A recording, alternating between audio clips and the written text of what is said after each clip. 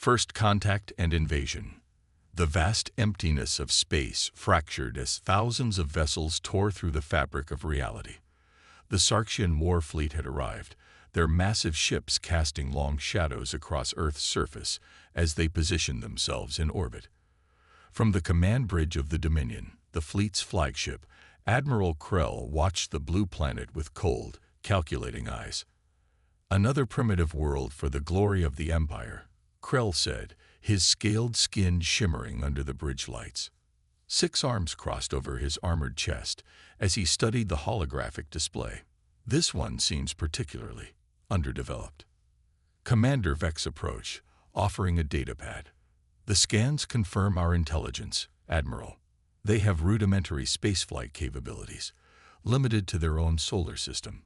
Their weapons are kinetic and nuclear at best. No energy shields detected. No quantum drives. No gravitic weapons." Krell's mouth twisted into what his species considered a smile, revealing rows of needle-like teeth. "And their communications?" "Silent, Admiral." Vex paused, mandibles clicking together in confusion. "Since our arrival 2 hours ago, we've detected no emergency broadcasts, no military chatter, no distress signals.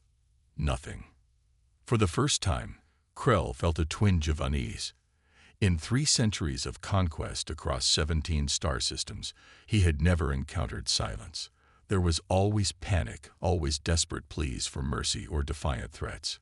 But Earth simply waited. "Perhaps they're too primitive to detect us," suggested Vex. Krell's 6 eyes narrowed. "No, they've achieved space travel. Their observation systems would have noted our arrival." He turned to his tactical officer. "Deploy the first wave.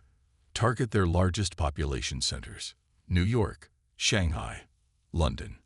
Standard conquest protocol." Throughout the fleet, landing craft detached from the massive warships. Each carried hundreds of Sarxian soldiers in powered combat armor, armed with disintegration rifles and neural disruptors.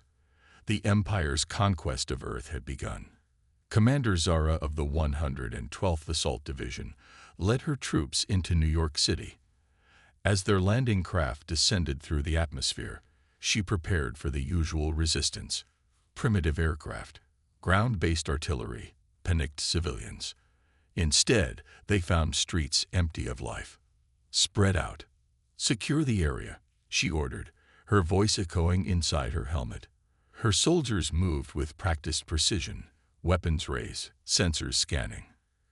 "Commander," one of her lieutenants called. "There's no one here."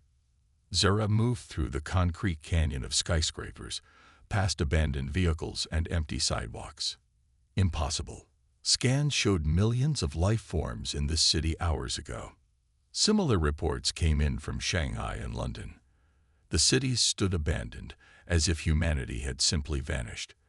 The first wave of the Sarxian invasion had met no resistance because there was no one to resist. Back on the Dominion, Admiral Krell received these reports with growing concern. "A mass evacuation. In hours. Impossible." "Sir," Vex interrupted, "our long-range sensors are detecting unusual energy signatures beneath the surface of these cities. Some kind of network." Before Krell could respond, the first reports of trouble arrived. In New York, Commander Zara's voice crackled through the comm system, distorted and breaking. "Something's wrong with our systems. Weapons malfunctioning. Armor power fluctuating. We're detecting movement, but sensors can't." Her transmission cut off in a burst of static. Across the planet, the Sarxian invasion force found itself under attack. Not by primitive humans with outdated weapons, but by something else entirely. In Shanghai, invisible forces disabled Sarxian armor, leaving soldiers helpless before precision strikes from unseen attackers. In London, the very infrastructure of the city seemed to come alive, streets collapsing beneath armored transports, building facades giving way to reveal hidden weapon emplacements. "We're under attack." The panicked voice of a field commander broke through the static. "The humans, they're not primitive. They have some kind of advanced camouflage technology. They're everywhere, and our systems can't." The transmission ended in screams. On the Dominion, alarms blared as ship after ship reported critical systems failures. Weapons went offline. Shields flickered and died. Navigation systems displayed impossible readings. "Admiral," Vex shouted over the chaos, "our entire fleet is being compromised. Some kind of cyber attack, more advanced than anything we've encountered." Krell gripped the command rail, his 6 arms tensing as he realized the truth. It's a trap.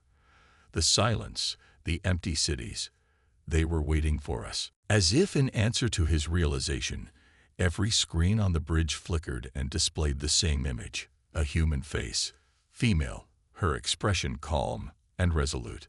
"Sarxian Empire," she said, her voice echoing through every ship in the fleet. "You are not the first to mistake our restraint for weakness. You will not be the last to regret that error." The screens returned to normal, but the damage was done. Across Earth, the Sarxian invasion force was in full retreat, those who could still move. Their vaunted technology, the pride of an empire that had conquered 17 systems, had been turned against them in minutes. And now, from hidden bunkers beneath the seemingly abandoned cities, from orbital platforms that had somehow remained undetected, from submarines that lurked in Earth's vast oceans, humanity emerged. Not as terrified primitives, but as warriors prepared for exactly this moment. Admiral Krell watched in horror as the holographic display showed his landing forces being systematically dismantled. Not by brute force, but by precision strikes that exhibited an understanding of Sarxian technology and tactics that should have been impossible. How? He demanded of no one in particular. How could they know? And then he saw them, human soldiers, moving with incredible speed and precision, wearing armor more advanced than anything the Empire possessed. They weren't primitive at all. They had simply been hiding their true capabilities, waiting for the right moment to spring their trap. As the Dominion itself began to lose power, Admiral Krell came to a terrible realization. The conquest of Earth wasn't going to be another glorious victory for the Empire. It was going to be a slaughter of his forces. The trap had been set long before the Sarxian fleet arrived. And now it was closing around them with devastating efficiency. Humanity's vengeance. Admiral Krell stumbled as another explosion rocked the Dominion. Around him, the command bridge descended into chaos as system after system failed. Through the viewport, he watched helplessly as Earth's hidden defenses revealed themselves. Satellites that had appeared dormant now glowed with energy, targeting his ships with weapons far beyond what his intelligence had reported. "Sir, we've lost contact with all ground forces," Commander Vex reported, voice strained. The second and third waves refused to launch. They're reporting total systems failure in the landing craft. Krell slammed all 6 of his fists against the command console. How? How is this possible? Their technology was supposed to be centuries behind ours. The answer came in the form of a transmission that overrode their communication system. The same human female appeared on screen, but this time she wasn't alone. Behind her stood representatives of a dozen different alien species, none of which Krell recognized from the Empire's extensive records. "Admiral Krell of the Sarxian Empire," she began, "I am General Maya Chen of the Earth Defense Force. What you're experiencing isn't just human technology. It's the combined knowledge of 17 different civilizations, all of whom made the same mistake you did." Krell's blood ran cold. 17. Yes, Admiral. 17 attempted invasions over the past 3 centuries. Each one believed, as you did, that Earth was primitive and defenseless. Each one provided us with new technology, new insights, and new allies after we defeated them. The camera panned to show the aliens standing behind her. Meet the representatives of the Galactic Cooperative, species who once tried to conquer us, and now stand as our partners. A tall, slender being with iridescent skin stepped forward. "I am Ambassador Nextball of the Atraxian Collective. We were the first to underestimate humanity 276 Earth years ago. Our invasion fleet never returned home. Instead, we learned a better way forward." Krell's mind raced. The Atrexian Collective was one of the most technologically advanced civilizations in the known galaxy. If they had attempted to invade Earth and failed. You see, Admiral, General Chen continued, humans have a unique quality. When threatened, we don't just fight back. We adapt, we learn, and we prepare. Each invasion has made us stronger, not weaker. Your empire's technology is now being systematically analyzed and integrated into our defense systems as we speak. On the tactical display, Krell watched in horror as more of his ships went dark, disabled by weapons he couldn't comprehend. The Dominion itself was operating on emergency power only. Your ground forces have been neutralized, Chen stated matter-of-factly. Your fleet is disabled. You have two options. Admiral, surrender and join the cooperative, or be destroyed. Commander Vex leaned in and whispered, Sir, she's bluffing. They can't possibly have the firepower to destroy our entire fleet. As if hearing him, General Chen smiled. Perhaps a demonstration is in order. A bright flash of light drew Krell's attention to the viewport. One of his dreadnoughts, the Invincible, was breaking apart, sliced clean through by some invisible force. There had been no energy beam, no explosive, just the silent disintegration of a ship that had survived countless battles. That was one of our earlier acquisitions, Chen explained. A phase shift cutter, courtesy of the Mendari hegemony's failed invasion 50 years ago. Quite effective against your outdated shields, wouldn't you agree? Krell sank into his command chair. The Empire had never encountered the Mendari, but their reputation as weapons developers was legendary. If Earth had defeated them and acquired their technology. How? He finally asked. How did you hide all of this from our scouts? Our intelligence network is the most sophisticated in the galaxy. For the first time, Chen laughed. Admiral, your scouts never made it back to report. We've been aware of your empire's expansion for decades. Every probe you sent, every spy, every survey ship, we allowed just enough to return with the data we wanted you to have. The revelation hit Krell like a physical blow. The Empire had been manipulated, drawn into a trap years in the making. You wanted us to invade, he realized aloud. Chen nodded. The Sarxian Empire has been conquering and enslaving worlds for too long. Your technological edge made you unstoppable. Until now. We needed you to commit your forces, to expose your capabilities, to bring your best technology right to our doorstep. From the tactical station, an officer called out in panic. Admiral, we're detecting energy buildups on Earth's moon. They've concealed some kind of massive weapon installation there. On the screen, General Chen's expression hardened. That's our planetary defense array. It's capable of targeting every ship in your fleet simultaneously. This is your final warning, Admiral. Surrender or be destroyed. Krell looked around at his bridge crew, seeing the fear in their eyes. The mighty Sarxian Empire, conqueror of 17 systems, brought to its knees by a world they had dismissed as primitive. If I surrender, he said slowly, what becomes of my people? They will be treated humanely, Chen replied. Your soldiers will be repatriated to your homeworld. After we've ensured they can't pose a threat. Your ships will be studied and dismantled. And the Sarxian Empire will be offered membership in the Galactic Cooperative, with all the benefits and responsibilities that entails. And if I refuse, then you will join the list of species who thought they could conquer Earth and pay the ultimate price. Krell closed all 6 of his eyes, weighing his options. The Empire would never forgive him for surrender. But if he fought, none of them would live to face that judgment. I need to consult with my command staff, he said finally. Chen nodded. You have 30 minutes, Admiral. Choose wisely. As the transmission ended, Krell turned to his officers. Options. Commander Vex stepped forward. Sir, our subspace transmitter is still functional. We could send a message to the Imperial fleet, request reinforcements. And how long would that take? Krell asked. 3 days, minimum. We don't have 3 days.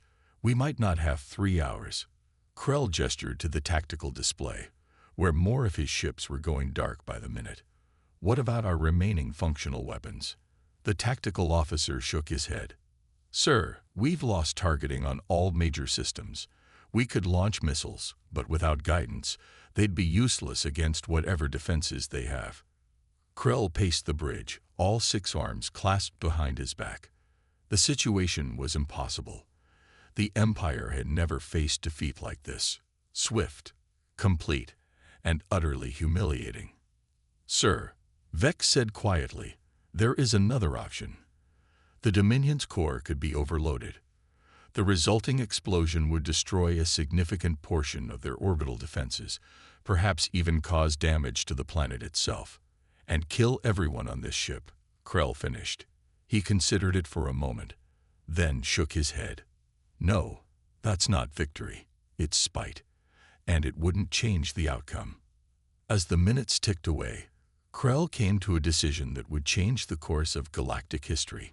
When General Chen's face reappeared on the screen, he stood tall, all 6 arms at his sides. General Chen of Earth, he announced formally, on behalf of the ships under my command, I surrender to the Earth Defense Force and request terms of incorporation into your Galactic Cooperative. Chen's expression remained neutral, but she nodded. A wise decision, Admiral. Transmitting docking instructions now. Your officers will be received with full diplomatic courtesy. As the transmission ended, Commander Vex approached. Sir, the Empire will consider this treason. Krell turned to his second-in-command. The Empire sent us to die. Vex. They sent us based on faulty intelligence, against an enemy they couldn't possibly understand. What does that tell you? That perhaps, Vex hesitated, then continued, perhaps the Empire isn't as infallible as we've been taught. Exactly. Krell looked out at the blue planet that had brought the mighty Sarxian Empire to its knees.